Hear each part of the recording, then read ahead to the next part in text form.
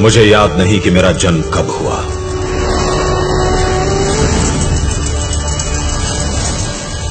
पर मुझे विश्वास है कि मैं किसी योद्धा की तलवार से उठी चिंगारी से उत्पन्न हुआ। मैं अग्नि हूं, वही जिसे देश प्रेमियों ने प्राणों की आहुति देकर पवित्र किया और जिसे ओडिशा की महान संतानों ने अपने हृदय में जीवित रखा।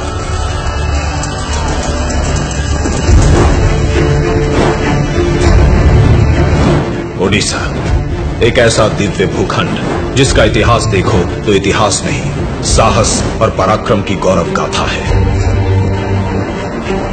ओडिशा को जीतने मौर्य आए, मुगल आए, मराठा आए, पर हार जीत के परे ओडिशा सदा ही अदम्य रहा।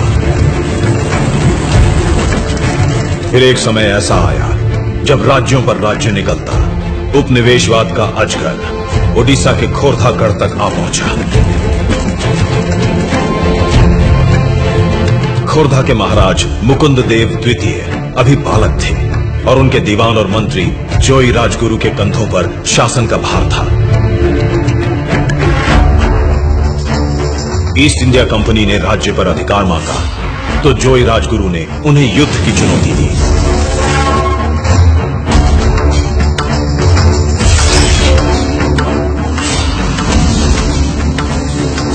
सन 1804 7,000 अंग्रेज सैनिकों के सामने मुट्ठी भर पाइको योद्धा निर्भयता का कवच पहने खड़े थे। अंग्रेजों की जीत निश्चित थी, पर हारने से पहले रणधीरों ने ऐसा समर मचाया कि रणचंडी हर्षित हो नाच उठी।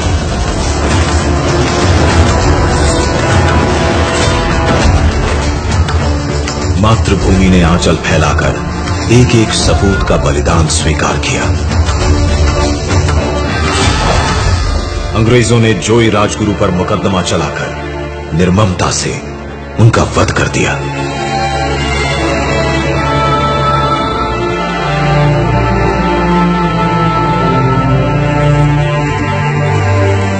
खोरथागढ़ अब ईस्ट इंडिया कंपनी के अधीन था। पूरे राज्य को निराशा और संशय की काली छाया ने ढक दिया।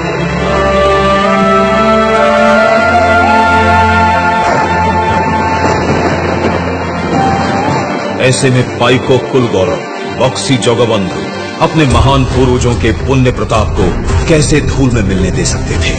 1817 में सबल भुजाएं फड़क उठी, इंद्र के वज्र में कंपन हुआ, काला आकाश कड़कती बिजलियों से धवल हो उठा। तेजस्वी पाइको खड़ग अपनी मयान से बाहर आई और सरदार बक्सी ने पहले स्वतंत्रता संग्राम का शंखनाद किया।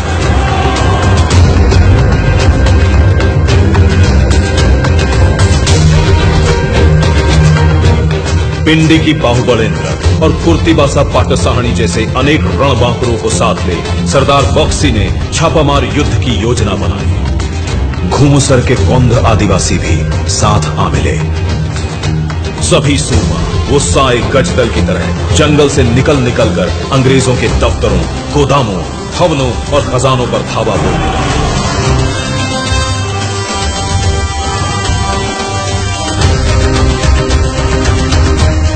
पाइको विद्रोह की क्रोधाग्नि में शत्रु ध्वज भस्म होने लगा।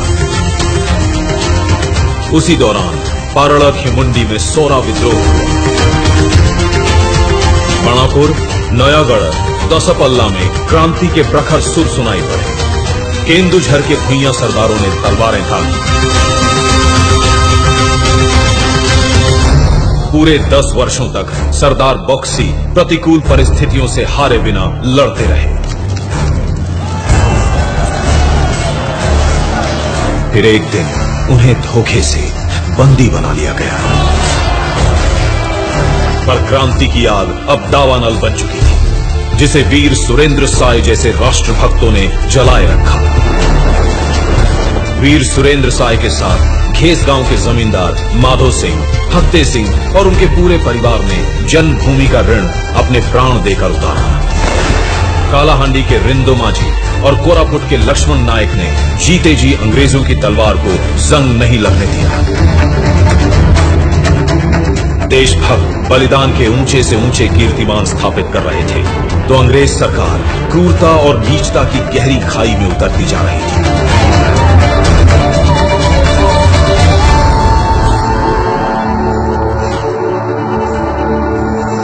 अंग्रेजों की पैशाचिक प्यास जब योद्धाओं के रक्त से ना बुझी, तो उन्होंने निर्दोष जनता को अपना निशाना बनाया।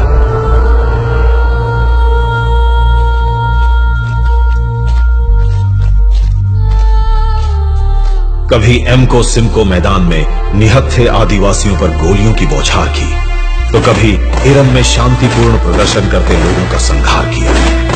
इन रक्त तीर्थों पर बेकसूर लोगों की चीखें जैसे आज भी हवा में ठहरी हुई हैं।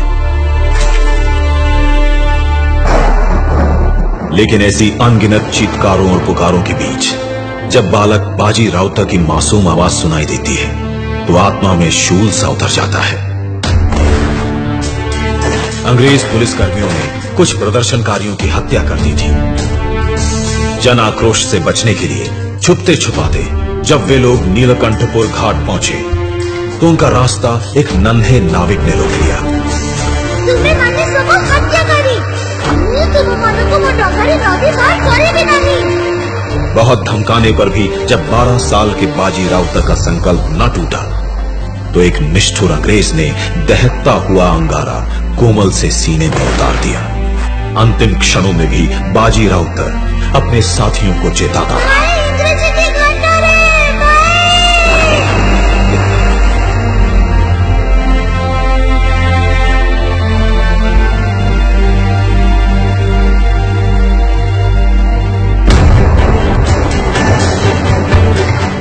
काल का कराल सर्प उत्कल जननी की संतानों को यूं ही निकलता रहा। समय बीता, सदी बदली, पर उड़िया समाज धीरज खोए बिना देश पर अपना सर्वस्व न्यौछावर करता ही गया।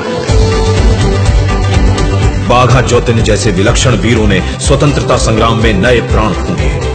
नेताजी सुभाष चंद्र बोस जैसे महामानवों ने उड़ीसा की कोख को धन्य किया।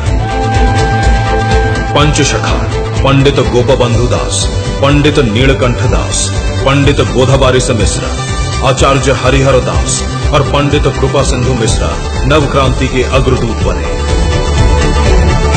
तुम मुझे खून दो, मैं तुम्हें आजादी दूंगा। जब नेताजी ने महा आह्वान किया, तो लक्ष्मी इंदिरा पांडा, वीरपात्रा, ब्रजमोहन पटनायक और सोमनाथ पाणिग्राही जैसे अनगिनत जोशीले जवान आजाद हिंद फौज के जाबाज सिपाही बने। वहीं दूसरी ओर मधुसूदन दास, पारड़ा महाराजा, हरे कृष्ण महाताक, रमा देवी, मालती देवी, अन्नपूर्णा देवी, पार्वती गिरी, चंद्रशेखर बेहरा और गुरुवारी मेहर जैसे अनेक नेताओं ने गांधी जी के असहयोग आंदोलन और नमक सत्याग्रह को बल दिया।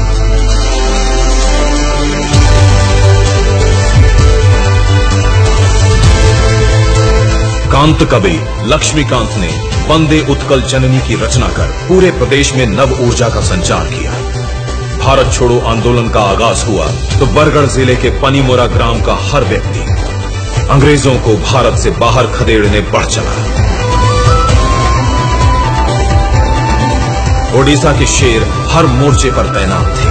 1804 में शुरू हुआ महायज्ञ 1947 में जाकर सफल हुआ। क्रांति की मशाल से उत्सव के दीप जलाए गए।